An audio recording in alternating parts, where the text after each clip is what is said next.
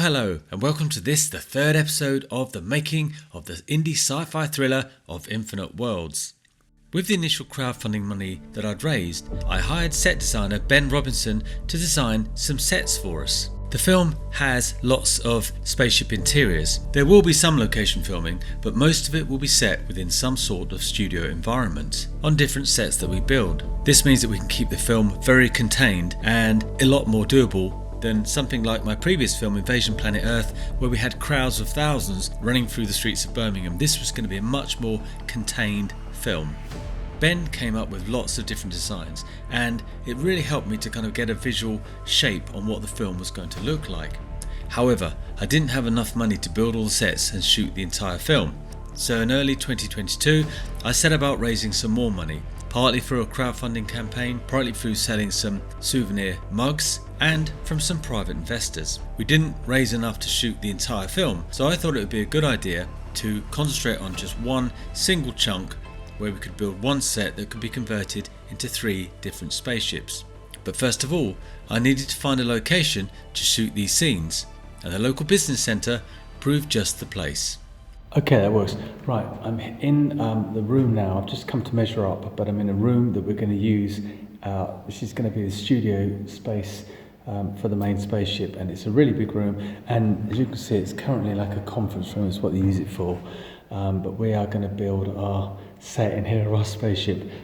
It's 10 foot 10 inches high, it's about 20 foot wide and slightly deeper as well, so it's going to be big. Outside we've got like various conference areas that we can use to house the actors, to feed everybody and to prepare for other bits, and we're going to be doing a bit of green screen too, so it's very exciting. And we're shooting this in Nuneaton, and it hasn't cost me a silly amount of money to hire, so it's pretty cool. So this is the conference area where we're going to sort of, it's like a relaxed area, so the actors and the crew can be in here, and I think that'll work pretty well, to be honest. It's very high tech in here, and we'll probably do some filming in here as well. Very exciting. We then engaged the talents of local set builder Caitlin Mills to start building the set. She began work in her dad Stuart's garage, and everything was going to plan until a week before shoot, when disaster struck. Okay, so it's the 1st of June 2022, and Caitlin, who's been building the set, has just come down with COVID. So Angie, my wife, and I have brought little bits of the sets home. We're just going to paint the floor and some of the flats that go in the backdrop. Caitlin, bless her, is now finishing the desk as much as she can, but she's not feeling too good. We're 4 days away from the shoot, so this time next week we will be in action. Thankfully, the weather at the beginning of June was actually quite good, so we were able to lay all the flats out on our lawn and get to work painting.